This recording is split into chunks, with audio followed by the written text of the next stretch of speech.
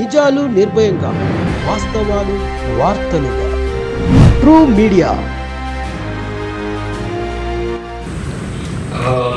Thank you very much to the comrades from HRF for inviting me here today. I'm going to first read something to you. It's a long quotation, and before I say anything else, I just like to read it, and it will become obvious why. What will happen in the future cannot be said with certainty. The insurgency will no doubt go on for a long time. Comparisons with Punjab are self-deluding, for the feeling for Azadi is much deeper in Kashmir, and certainly by our rulers. Pakistan's interest in keeping Kashmir burning is no secret. Its interest is without doubt as malified as is India's interest in Kashmir. Territory, security, national ego, and everything else except what the Kashmiris desire.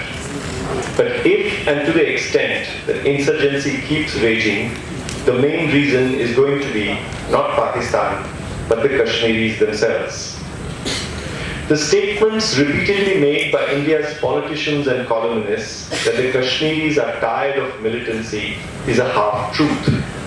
They are sick of the endless sacrifice of lives and blood. They are sick of the seemingly hopeless situation in which they are caught. They are convinced that they are only pawns in a larger battle being fought by the world of nation states, in which their desire has the least priority for everyone. They had hoped that either Pakistan or the West or the UN would help them achieve their goals, the simple opportunity to decide how they would like to live. But now they are convinced that all these powers are interested in something else. They were half hoping that India, which always speaks in terms of the values of justice and equality, would not be able to stand up to the pressure of the sheer logic of their case and the justice of their arguments. But now they know that India has very brutal answers in its arsenal to all of their pleas of justice and all of the impeccable logic of their arguments. Kashmiris may be sick of militancy, but they are much more sick of this betrayal. The betrayal of principles by India and betrayal of faith by the other countries. And what they are not sick of is their hope to be free someday. This long quotation is of course familiar to some of you in this audience. It's what Balagopal wrote in 1996. And quite honestly, I can't think of a better summary that one might use to describe the present. And I think it's appropriate that someone asked me, Bijwala Wilson asked me if I knew Balagopal. And I said, well, I knew him by his writings, and the only time I met him was when I went up to him at a public meeting in Delhi to say that I wanted to tell him that he's the only Indian in public life who I have always found Kashmiris in admiration of.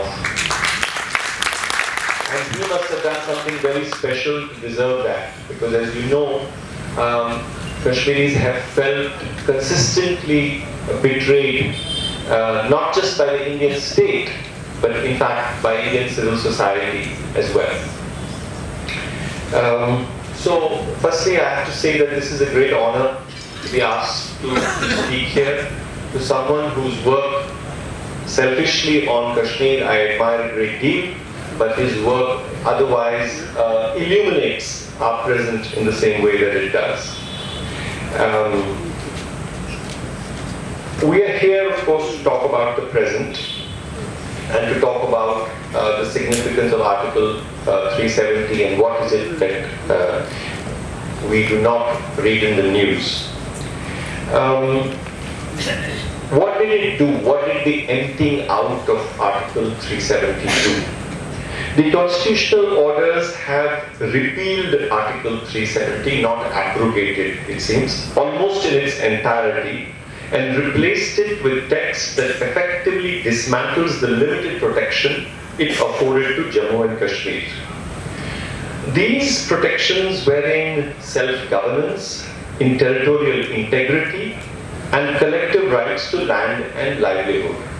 In brief, for example, the fact that the state of Jammu and Kashmir, which followed the Kingdom of Jammu and Kashmir, has now, as you know, been broken up into the Union Territory of Ladakh and the Union Territory of Jammu and Kashmir. So its territorial integrity has been taken apart. And of course, apart from a certain symbolic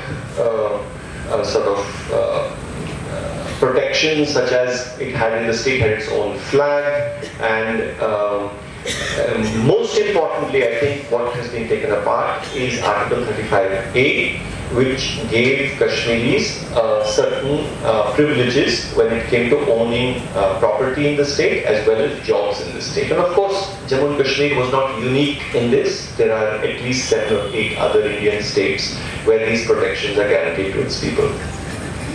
Now, these provisions have been under attack for a long period, and they have been emptied of all meaning. And I'm not just talking about recently, I'm talking about from the 1950s onwards. Still, in the long history of the present phase of political resistance in Kashmir, Article 370 was the compromise, what we can call a safety wall.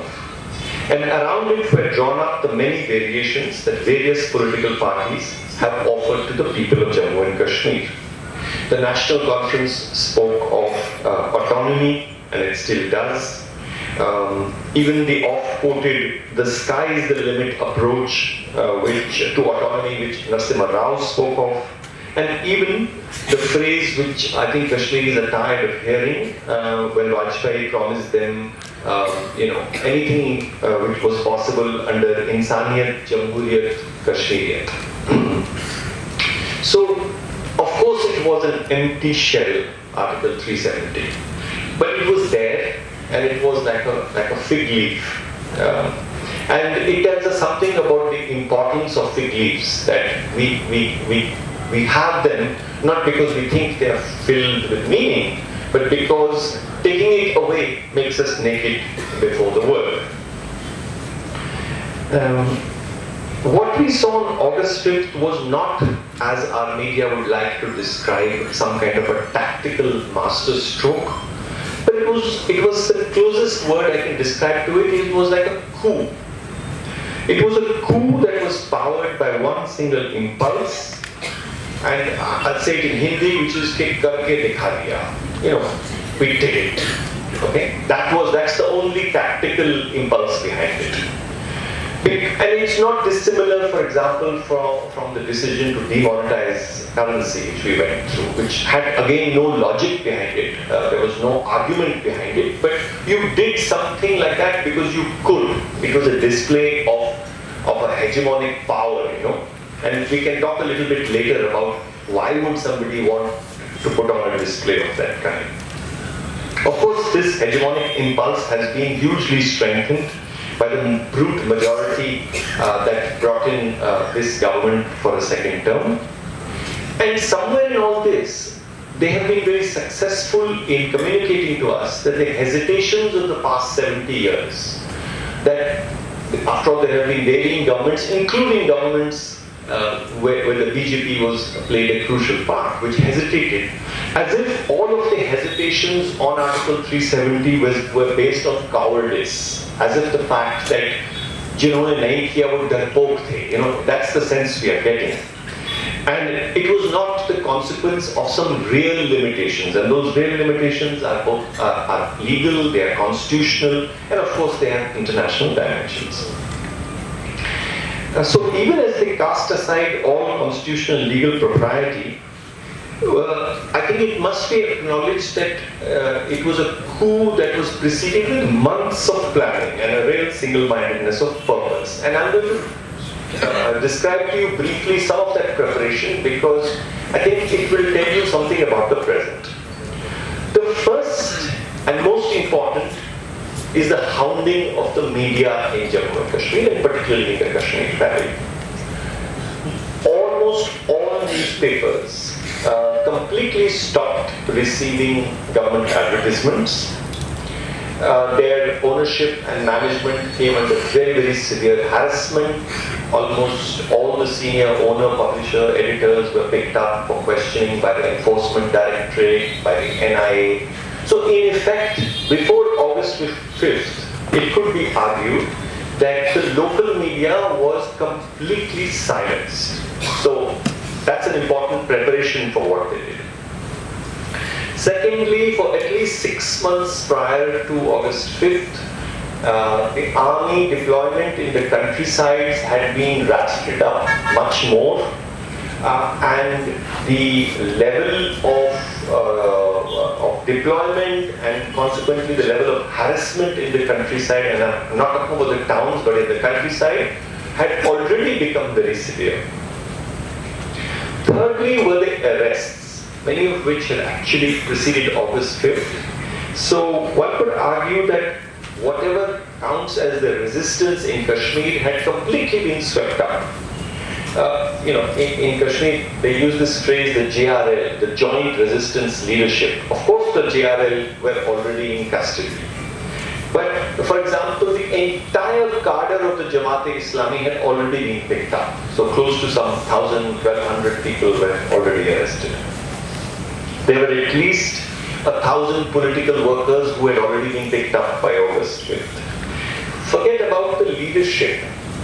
Anybody who had the personal charisma to gather 20 people, and actually there was a quote from one of the administrators who said that arrest anyone who more than 20 people do dua salam to as he walks down the road. So anybody who earns that kind of respect had to be picked up. So you had very, very unusual figures, chairman of the Chamber of Commerce, lawyers, eminent lawyers, none of whom had anything to do with the Hurriyat or political organization, but just anybody basically with a voice who had picked up. So I'm drawing your attention to tell you what was the kind of preparation that they did. And finally, of course, we can't forget that August 5th was preceded by what happened in Pulwama and by Balagopal and of course the election. And it's very interesting because if we just look at the Pulwama incident, by all accounts, it should have been seen as a complete disaster for the government. You had an attack on a paramilitary convoy. You had 40 people killed on a road which there should have been no reason why there should have been a breach of security. And yet it was turned into some kind of an achievement. It's not clear to me how you persuade people to do that. The attack on Balakot, which till today internationally has not been confirmed that anything other than perhaps a dozen trees were damaged, has been turned into a victory. The fact that one of your fighter aircraft was shot down, that has also been turned into a victory. So why am I talking to you about all of this? Is because what is it? What is this mechanism which we have seen deployed after demonetization and which we have seen polished up after Pulwama and Balakot, where you can have a series of disasters, but through your manipulation of the media, both mainstream, corporate-owned as well as social media, each time you come out of it looking stronger. And I think that machinery was both ready before August 5th and polished before August 5th. There was also, in Kashmir, everything is always unprecedented. Like if you talk to somebody about the situation today, they'll say, well, but this is unprecedented. But I can say this, that the troop deployment around August 5th was truly, I don't think Kashmir has ever seen anything like this. They initially put down this figure saying that 10,000 additional troops, then they said 30,000 additional troops, and then put down 40,000 additional troops. And then they stopped telling us how many additional troops had been moved in. But even within the police, people are agreed that something like 130,000 additional troops have been moved into an area where we are all agreed at least more than 500,000 troops already exist. So it's an unimaginable level of militarization.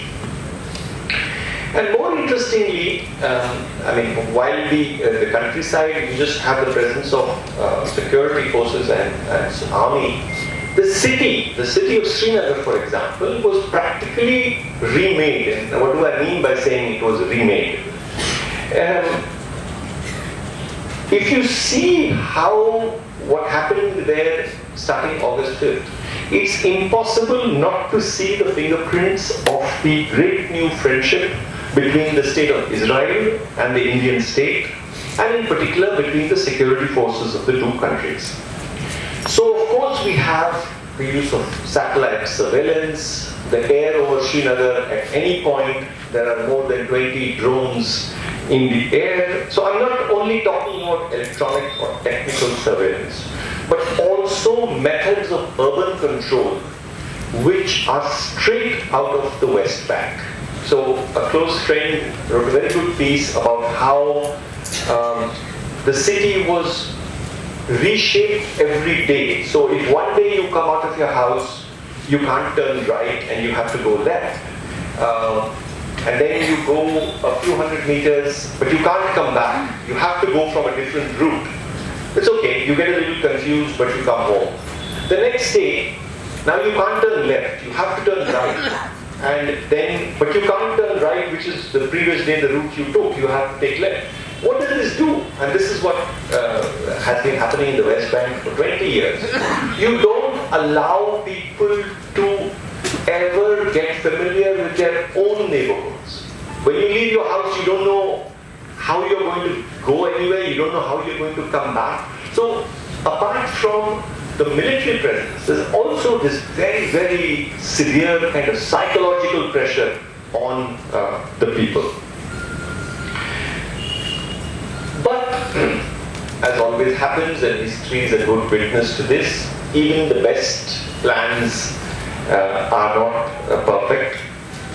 One of the things is that with all this preparation for August 5th, they didn't seem to have a time frame, that okay, so we'll clamp down and we'll announce this, and then what? Then what will happen? And I think that the Indian Express a few days had a very good story where they pointed out that they were questioning this narrative of that everything has become normal.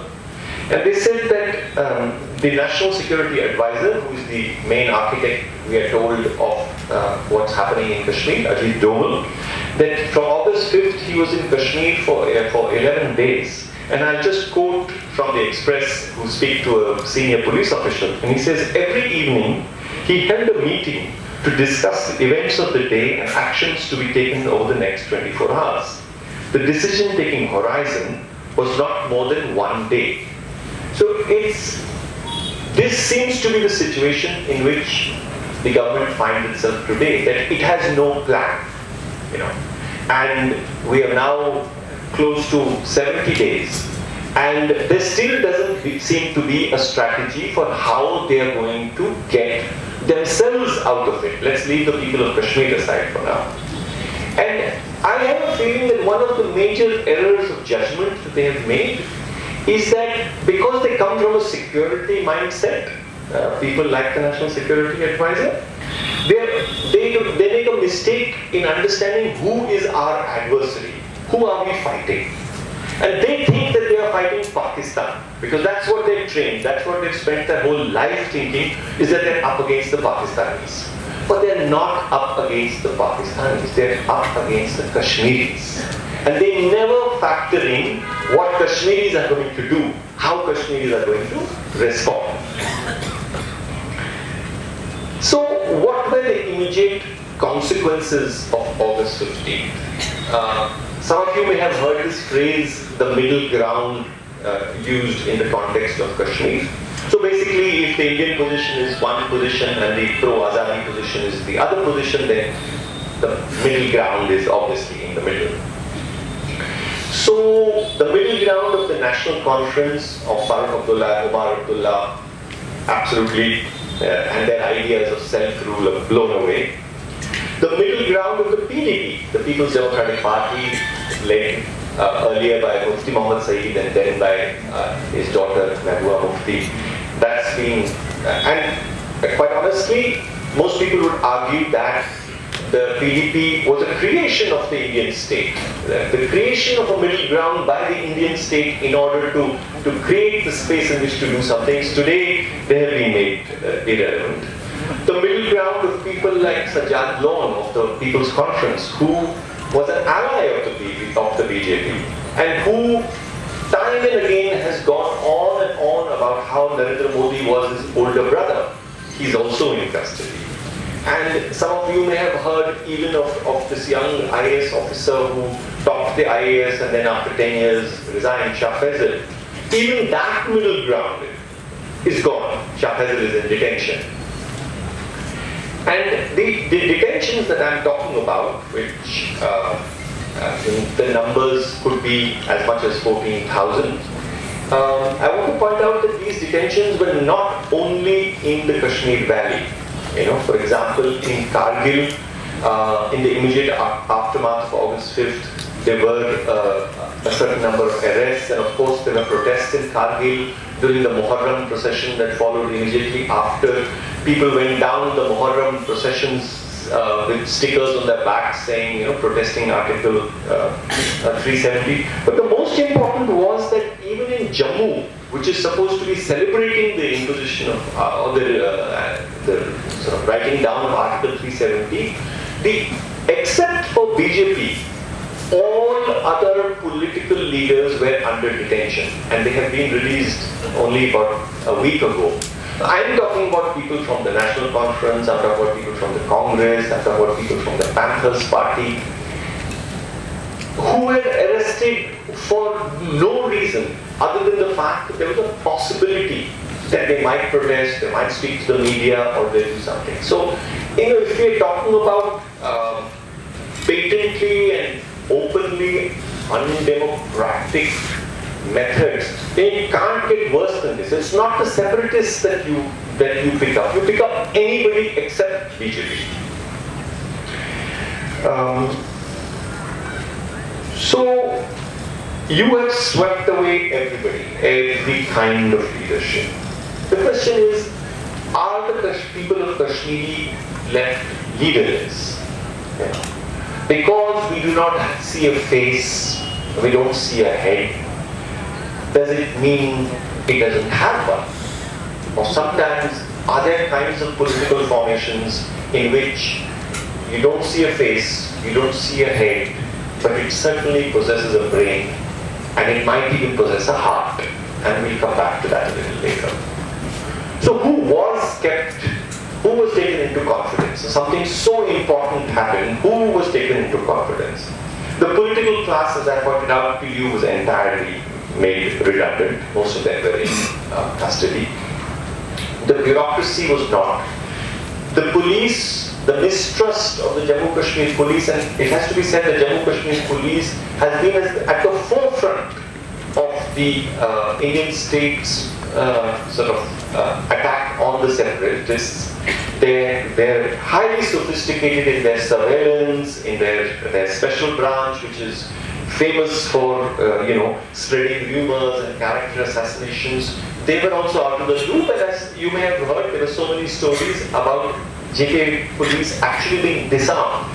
So they were standing on the streets with no weapons, not even a lathi, just standing there, right next to CRPF soldiers who were fully armed. So it was a public display of their distrust of the police. So you don't trust the political class, you don't trust the bureaucracy, you don't trust the police. How on earth did they think they were going to pull this off? Now when you take away the entire infrastructure of political expression, what happens? What takes its place? Fear perhaps takes its place. Anger takes its place. Humiliation takes its place. And why humiliation? I think there are many reasons, but one of the principal reasons for the humiliation is the lies that accompanied and preceded it. I think people felt humiliated and continue to feel humiliated by the kind of lies they were told. I think you know that till 2 days before August 5th, the governor of the state was giving interviews where he said whatever happens, Article 370 is not being removed. Okay. Farooq Abdullah and Omar Abdullah of the National Conference, in the week prior to August 5th, in the week prior to the time that both of them were arrested, actually met the Prime Minister. And they were told that nothing is going to happen. Mehbooba Mufti met the Prime Minister, she was told that there's not going to be anything. So, for people, the fact that such lies can be told so brazenly and openly, I think it's very humiliating. Not that anybody has a great deal of love lost for either Mehbooba Mufti or the Abdullahs, but to see even these leaders being humiliated, I think, was something else. There was also a whole lot of rumors that began to be floated. And like I pointed out to you, the Jammu and Kashmir police is notorious for actually spreading rumors. So there was this rumor that there was going to be something like a shock treatment which was going to be delivered. That 5,000 body bags had been ordered. You know, those plastic bags in which you can put dead bodies and move them. More importantly, official government circulars were passed around regarding cancellations of leave, emergency staffing of hospital. Russian shops were told to hold on to food grains. Tourists were asked to leave. The Amarnath Yatra was called off. So, and certainly on the night of, on the afternoon of August 4th and 5th, for no rhyme or reason, helicopters were continuously flying over Srinagar. No, it was just a way of intimidating people into thinking that something is going to happen. And then this happens. So I suppose in our culture, we can put this down to that old, Kautilyan Niti khel. Sam dam dand bhed, all is fair, you can do whatever you want, cajole, buy over, punish, threaten. So long as you achieve your end goals, the state has no responsibility to behave responsibly, for example. Now there were, just take a look at the diagram. Yeah. So, there were a couple of unexpected consequences which I want to run you over quickly. The first was the international dimension. The media exposure to what was happening in Kashmir was unprecedented. Even publications like the New York Times were not known to ever proceed in a very diligent way unless they have had a conversation with the US State Department, has probably in these last 2 months carried 7 or 8 major articles, including one this morning. Major articles very critical of the government's position. In fact, on October 2nd, they carried a piece in the name of Narendra Modi, ironically about Gandhi. But on the editorial page, they actually totally took apart whatever they were doing in Kashmir. Another unexpected consequence was the role played by the Kashmiri diaspora. Now, the Kashmiri diaspora, which is very large, has traditionally been very, very politically quiet. And post 9/11, you can understand why. But suddenly they got massively energized, and actually both in Europe and in the US were very visible, very public, and were very successful in affecting a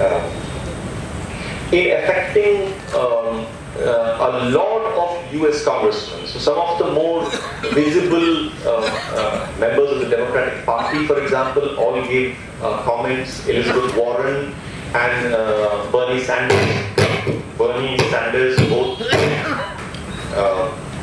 both of whom are serious contenders in the US election, both gave very strong statements. So, and it's the same in Europe, where the Labour Party, as a party, gave an official statement about Kashmir. And of course, various European parliamentarians have also spoken. Now, all of this is quite unprecedented and follows August 5th. And of course, I suppose the only quarter from which the government of India would have expected criticism was from China, and it came and it continues to come. The other unexpected consequence was internal to Kashmir, and this took the very unusual form of silence. I think that there's a mood of defiance with the aim of denying your oppressor the opportunity to declare normalcy. So the government has been obsessed with saying that things have come to normal, but the silence simply did not allow the government to get away with that. And I think that this has really destabilized the government's position. So when I said to you earlier that I don't think those who planned this were fully convinced that what they were up against was not some Pakistani adversary, but the people of Kashmir. This is what I mean, that they had no idea that this is how apparently leaderless people would respond, simply by refusing to come out onto the street, simply not speaking up, and simply refusing to say that things are back to normal. I am carrying a copy of the newspaper. Some of you might have seen this. This came out on October 9th, yes, not so long ago. So this will be around 63 days after August 5th. And the government for 6 consecutive days had to run front page ads telling people to come out. So obviously, even if you need to run full page ads on the front page of the newspaper telling people that, can we get back to normal, then things are not normal, no matter what you claim otherwise. Now, what did this, by the way, this destabilizing of the state, it's happened before. I certainly recall 2008 when, which marked 2008, 2009, 2010, when I think there was a major shift in how people responded in Kashmir, when after many years, people came out onto the streets in tens of thousands, which had not been happening for many years prior to that. When the JK police, who had only been trained and equipped to fight an insurgency, they didn't even have batons. They didn't have shields, because they were not prepared for people. They were only prepared to fight militants. So I think that once again they found themselves completely stumped by the fact that the adversary was not there. Nobody was coming out. So what does this silence and this mode of defiance, I see it as very strategic, and I think it uses the strength and power of your opponent and then turns it against you, Previously, people would come out on the streets, attempt to reoccupy the streets. Many times bunkers had been taken apart with their bare hands. This has happened many times, both in Srinagar as well as in the countryside, and tried to reclaim their space. This is what we saw in 2016, where after the killing of the very popular militant commander Burhanwani, that's what happened. But we also know that was a year, 2016, where more than 100 people were killed. Hundreds were partially or wholly blinded by the indiscriminate use of pellet guns, and thousands were injured.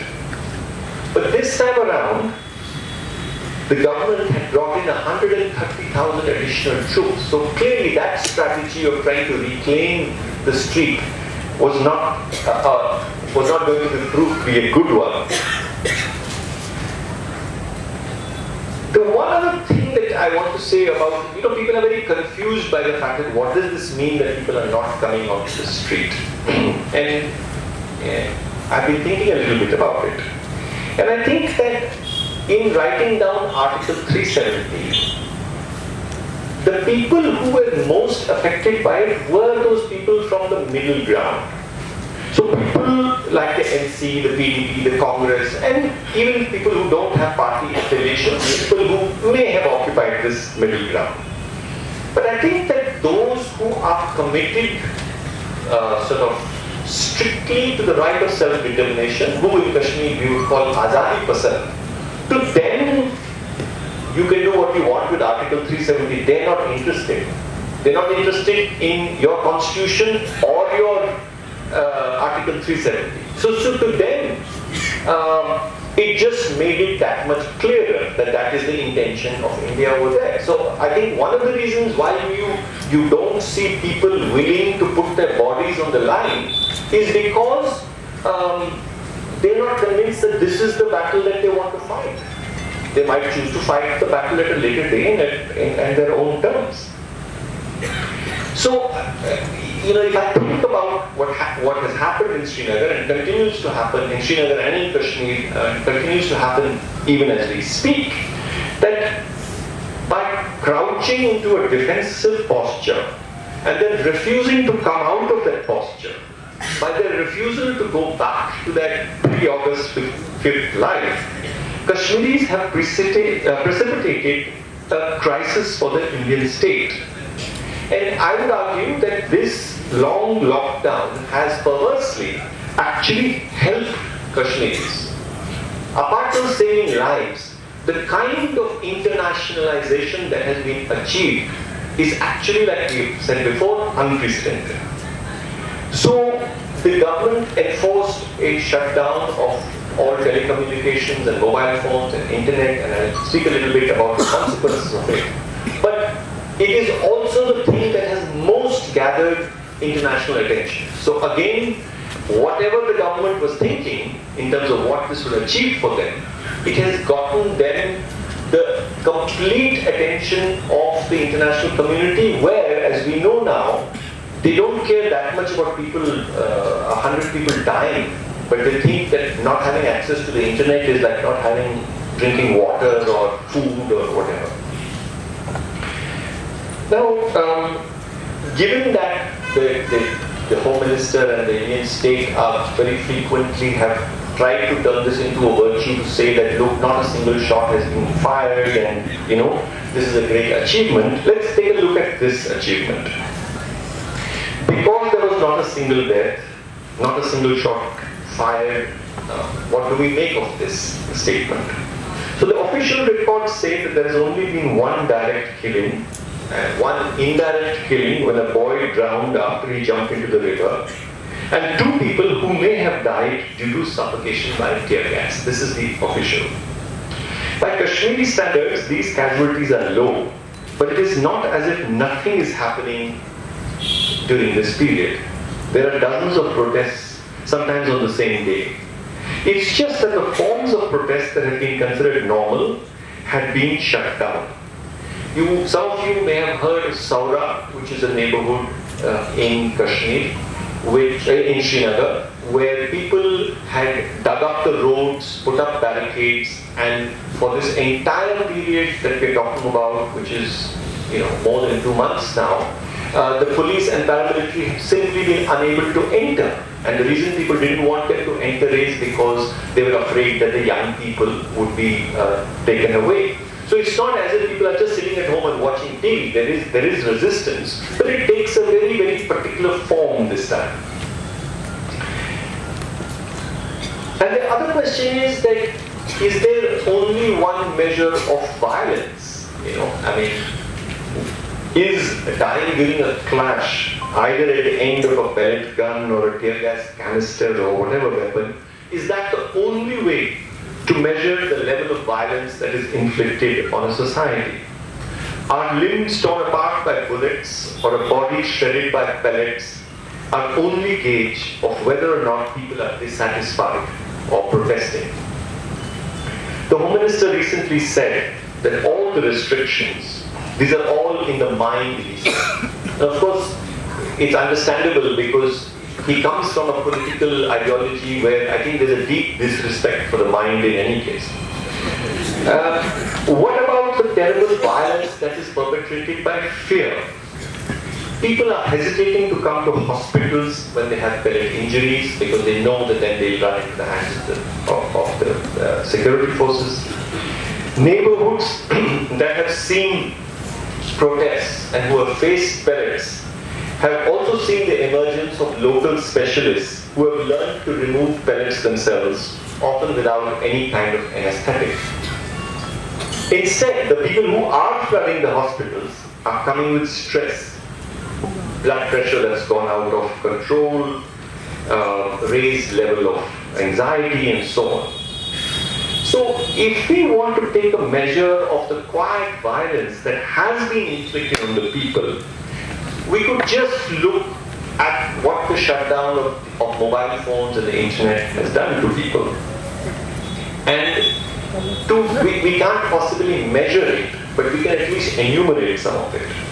Just look at the impact of what shutdown of mobile phones has done on personal lives. News of illnesses, deaths, most importantly the student community of Kashmiris who are outside of Kashmir. I was in Bhopal 2 weeks ago and the group that I was speaking to had an estimate that there were at least 5,000 Kashmiri students in Bhopal. They had been able to establish contact with only 1,600 of them, of whom 500 were PhD scholars. This is in the city of Bhopal. And many of them come from small towns and villages and had no contact and therefore no access to money. So the group I was speaking to, and I'm sure you have a similar situation in Hyderabad, were actually helping to get together rations to deliver to places where Kashmiri students work. So the dislocation and stress caused to thousands and thousands, tens of thousands of families simply because they are not in contact with their children. Banking services are down, remittances both inward and outward, the impact it has on everything. For example, there's been this talk about chemists, and now how do, chemists are open, but dealers, the wholesale trade, you can't either order or pay for medicines anymore unless you have access to the internet. So while chemists are open, their dealers are actually having to send somebody to Punjab to access the internet, make the payments, order the medicines, and then proceed. So I'm just trying to say the things that we take for granted.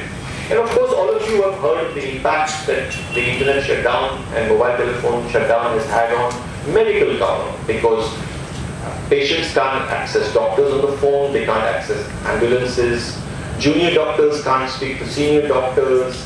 A lot of long-term medical aid is now based on various forms of insurance which you cannot process unless you have access to the internet. So it is actually, I would say, it's a medical catastrophe, even if people are not being shot and killed on the street, and that's my point.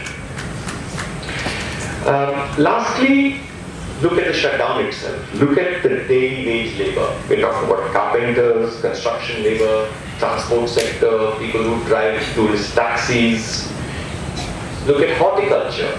The entire pear, the nashpati, the pear crop this year, because it comes in August, completely destroyed. It did not travel out. And a very, very bad effect it's having on the apple trade, where actually the government is trying to get people to participate, but the people are saying no, we are not going to participate because we don't want you to show that everything is normal. I just want to read two statistics to you, and I just want to throw them at you for a particular reason. So just the apple economy, I'm not talking about fruit, I'm not talking about almonds, I'm not talking about walnuts, I'm not talking about other fruits. The apple economy of J&K is estimated at 8,000 crore rupees, which is roughly 8.2% of the GDP of the state. The GDP of the state. So think of what it means for Kashmir, what proportion of the GDP of Kashmir it would be. And of course, the other figure, which many Kashmiris are constantly having thrown at them, is about tourism. And tourism, on the other hand, contributes 6.89% of the GDP of J&K. So just apples out numbers tourism. And now this is the statistic which came as a real shock to me.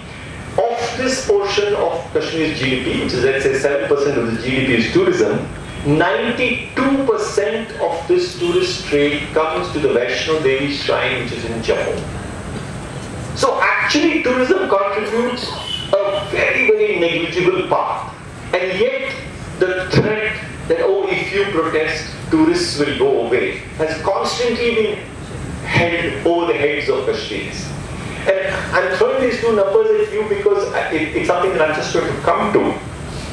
That one of the great things that's happened is that the post-August 4th, I think that a lot of Indians have begun to attend to what's happening in Kashmir with a seriousness which they hadn't earlier, and we can return to that. So what is the way out? What's going to happen? We don't know, and obviously the government doesn't know, but if we want to look into the future, what do we see? Is it possible for the government to negotiate their way out of this tight spot? But the history of negotiation is not reassuring.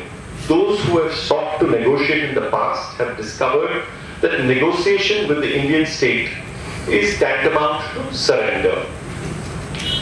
You can begin with the story of Sheikh Abdullah, one time loved and admired as the Sher-e-Kashmir, the Lion of Kashmir, and a close friend of Nehru, who eventually spent 17 years in detention. That is always before Kashmiris. And once a reasonably important separatist leader told me this, that negotiation with the Indian state is of course surrender, but negotiation with the Indian state also means that your reputation is destroyed forever. You will never again be able to go and stand before your people because they will ensure that. So, is there any space for negotiation? I would be very surprised. The possibility of any kind of fruitful relationship with India does not seem promising. The toxic media coverage provided by the Indian mainstream media only makes it worse. Think of it, for Kashmiris locked into their homes, their own newspapers and their own media kind of beaten into submission, with no access to the international coverage that we are speaking about. For them, people see no difference between the soldier with a gun and a journalist, and an Indian journalist with a notebook or a camera. To them, they are saying. The phrase one often hears to describe them is Zamir Farosh, people who have traded in their conscience, who have no conscience. So who will bend the cat? Who will blink and step back? Will people find that their resolve is being tested to an unbearable level and open their shops and send their children to school and then wait for the government to declare victory? And then watch as the Indian media gleefully announces that once again India has won. Because India is always winning, remember? Even if Chandrayaan doesn't land on the moon, we've still won. So in all situations, India always wins. So in this, again, obviously it would be declared victory. More importantly, personally for me, can you imagine having to listen to Arnab Goswami if that happened? I mean, what worse nightmare can there be? Or will the government have to restore the telecom blackout and slowly ease things back to normal? They have said that they've lifted the restrictions on tourists, but that is being seen with a lot of caution because, like the Amarnath Yatra, they don't know who is the tourist who is going to come now, what kind of a provocation the arrival of those tourists will be, what are the possibilities that if tourists get attacked, who will attack them, who will it be blamed on, what the implications are. These are very dark days, so there will be a lot of concern about that. So in trying to round this up, I want to say that we spoke about how the sweeping arrests of the entire political class have left a huge vacuum. Desperation has united Kashmiris into a resolve that is both new and old. And once again, the vacuum in the leadership has been filled and is being filled by the young men who carry arms. Burhan Wani might have been killed in 2016, and all the young comrades who were famously photographed with him have all, one by one, been killed too. But others will and have taken that space. there are men like Riaz Naiku, who might be invisible to the security forces, but who periodically issues videos that are very, very widely circulated and closely followed. In fact, I remember I was in Srinagar on the 2nd and 3rd of August, and I remember seeing one where he said very categorically before August 5th, and I'll quote, "Revocation will be considered an act of aggression. If that happens, every Indian should leave, for they are all potential settlers." So it's not as if nobody is thinking. There is an added dimension, which is that although, as I mentioned to you, prior to August 5th, the army, their sort of, the pressure on the militants was very high. What has also happened, ironically, is that post-August 5th, the security forces are so busy trying to hold on the civilian population and not have an outbreak, that some would argue that these 60 days have given the militants an extraordinary moment in which to recover, to recoup, to have fresh recruitments, to take care of their injuries. So, in effect, that this hiatus of 2 months might actually have improved the conditions under which militants can work.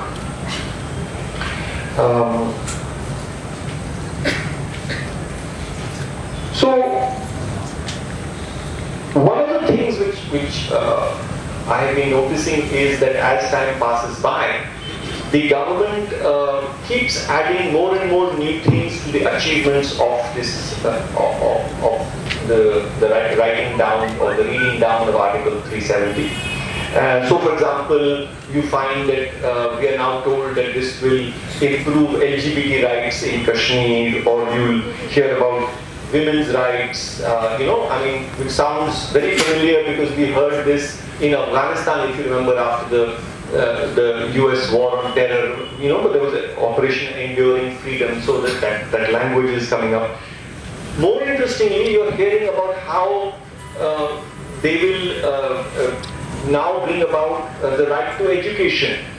Now, this is, irony died 1,000 deaths, because Kashmir has had free and compulsory education at the primary and secondary levels from 1952, so long before many parts of India had it, Kashmir had it. And another thing that I keep hearing is right to information. I've actually seen our foreign minister telling international media that now they'll have right to information.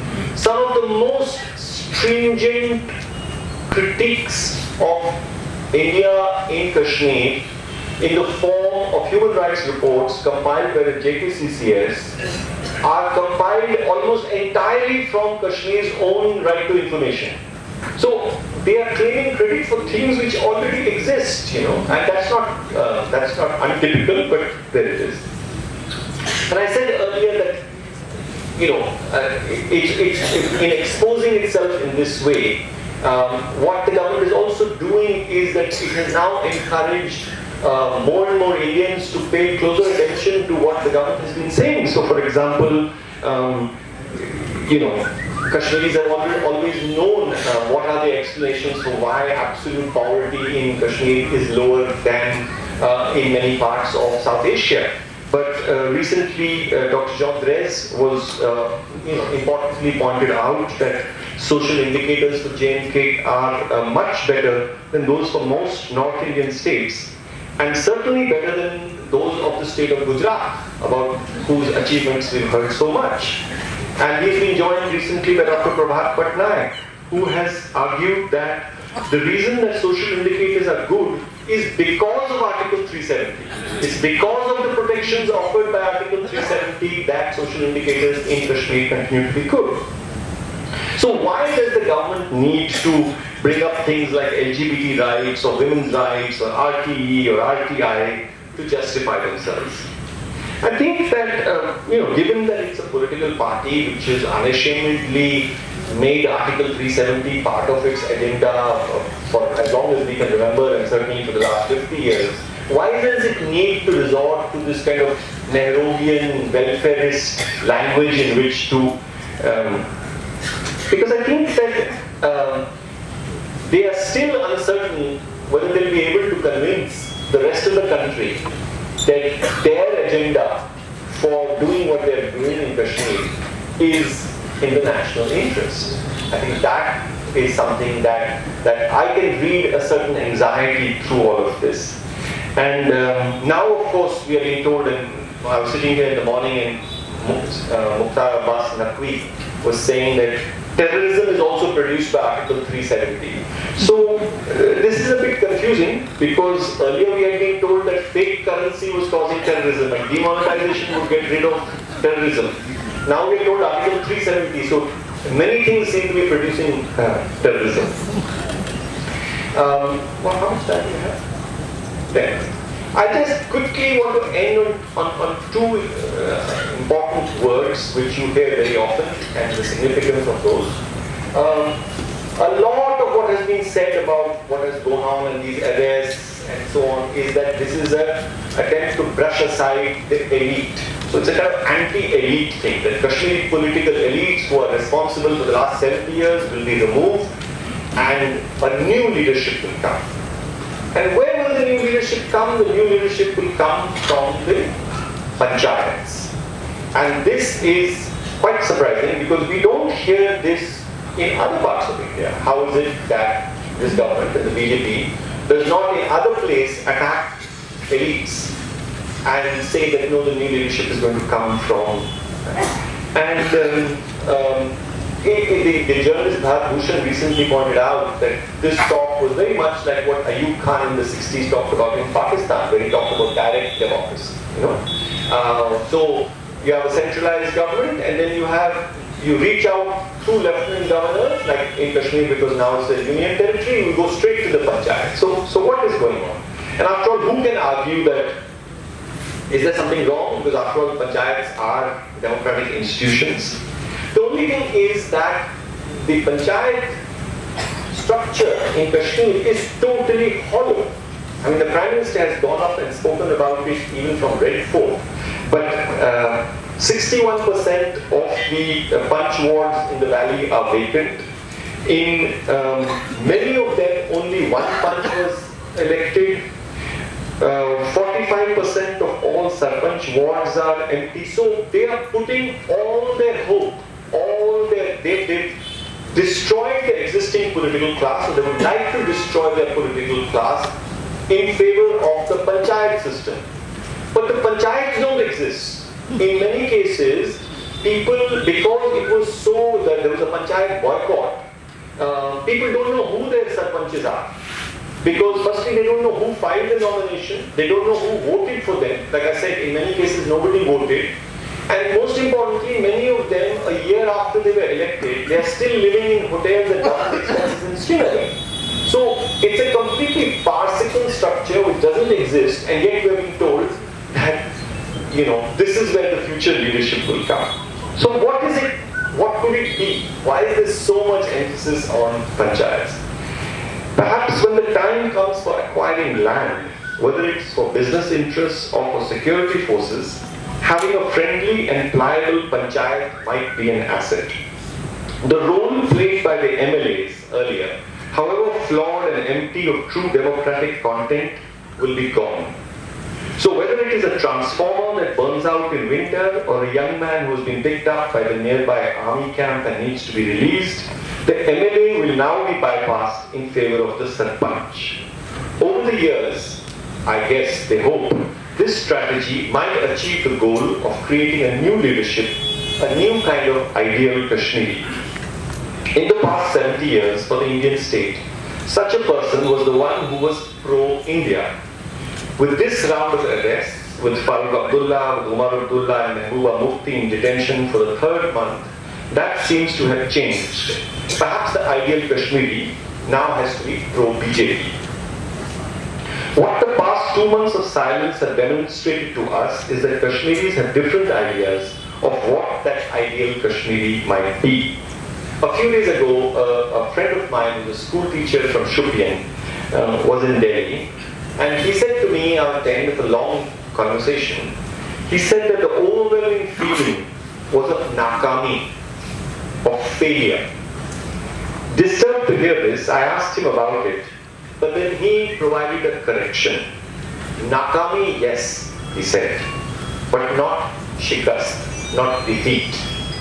We have failed, but we have not been defeated. The Kashmiris are not defeated yet.